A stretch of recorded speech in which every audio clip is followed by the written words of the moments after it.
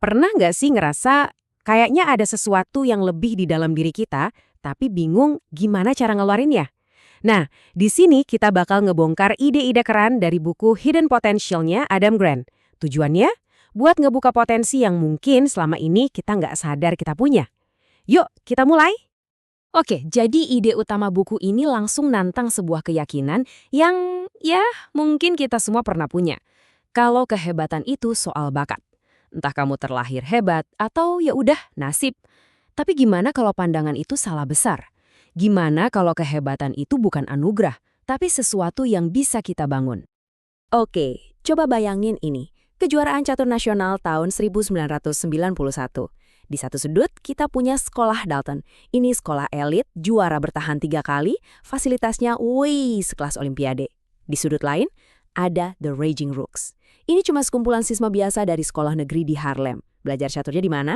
Di taman. Dan baru beberapa tahun aja. Beda banget kan? Jomplang abis. Jadi, pertanyaannya, gimana ceritanya ini bisa kejadian? Gimana bisa tim pemula yang nggak punya apa-apa bisa ngalahin sang juara bertahan? Jawabannya, nah ini yang seru. Bakal ngebuka rahasia fundamental tentang apa itu potensi yang sebenarnya. Nah ini dia nih masalahnya.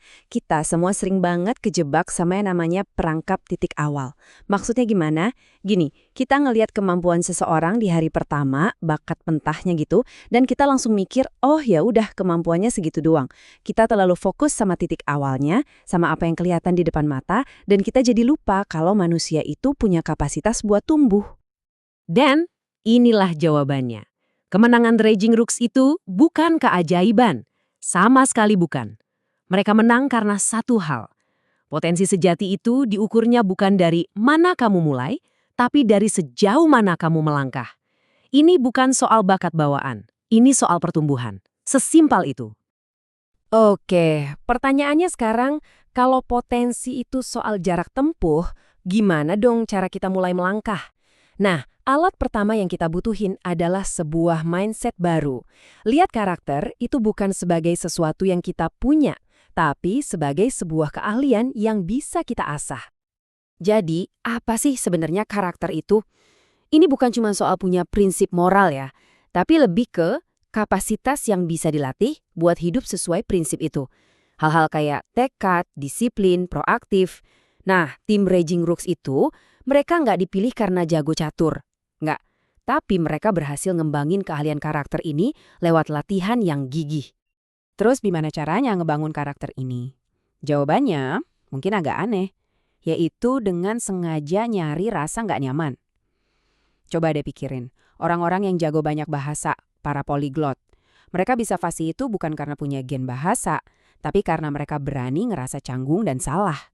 Mereka ngomong aja duluan, bahkan sebelum ngerasa siap. Mereka lihat kesalahan itu sebagai tanda kalau mereka lagi belajar. Dan yang paling penting, mereka terus-terusan nyoba, jauh lebih sering dari orang lain. Oke, karakter kuat itu emang penting. Tapi jujur aja, itu doang nggak cukup. Kita semua pasti pernah ngerasa kehilangan motivasi kan?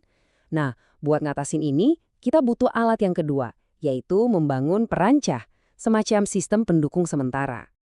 Bayangin aja kayak perancah di proyek bangunan. Itu kan struktur sementara yang dipasang biar pekerja bisa ngerjain bagian-bagian yang tinggi. Begitu gedungnya jadi, perancahnya ya dilepas. Nah, dalam belajar juga gitu. Tujuannya sama, ngasih kita dukungan sementara buat ngelewatin tantangan, sampai akhirnya kita bisa berdiri sendiri.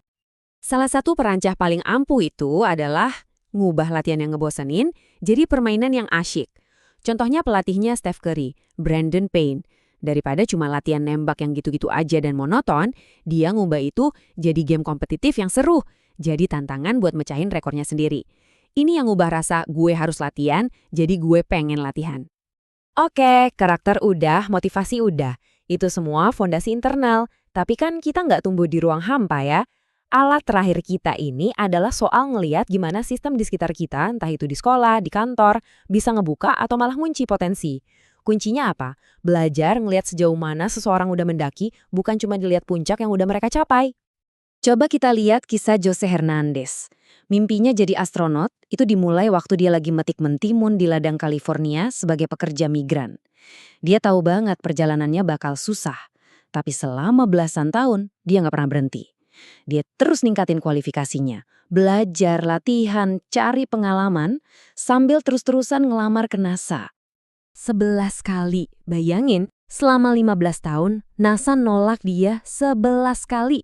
Bahkan, tanpa dipanggil wawancara sekalipun. Mereka cuma lihat CV-nya di atas kertas, tapi mereka nggak lihat perjalanannya sama sekali. Nah, ini nunjukin kelemahan besar dari sistem yang terlalu terobsesi sama kredensial. Sistem kayak gitu gagal ngeliat hal yang paling penting, rintangan apa aja yang udah dilewatin sama Jose, dan pertumbuhan luar biasa yang udah dia tunjukin. Mereka cuma lihat puncaknya dan bener-bener buta sama pendakiannya. Jadi, apa nih kesimpulan dari semua ini? Pertama, kehebatan itu ditumbuhkan, bukan anugerah dari lahir. Kedua, karakter itu keahlian yang bisa dilatih. Caranya? Ya dengan berani ngerasa nggak nyaman. Ketiga, kita bisa ngehack motivasi dengan ngubah latihan jadi permainan. Dan yang paling penting, kesuksesan sejati itu bukan soal setinggi apa puncak yang kita capai, tapi sejauh mana kita udah mendaki buat sampai ke sana. Dari papan catur di Harlem sampai keluar angkasa, prinsipnya sama. Nah, sebagai penutup, saya mau ngajak Anda buat mikirin pertanyaan ini. Kita kan sering banget ya fokus ke seberapa jauh lagi kita harus melangkah ke depan. Tapi coba deh, hari ini luangin waktu sebentar buat nengok ke belakang. Coba ingat-ingat lagi, rintangan apa aja yang udah berhasil Anda lewatin, pertumbuhan apa aja yang udah Anda capai. Siapa tahu, potensi tersembunyi terbesar Anda itu justru nggak ada di masa depan, tapi ada di dalam perjalanan yang udah Anda lalui sampai sekarang.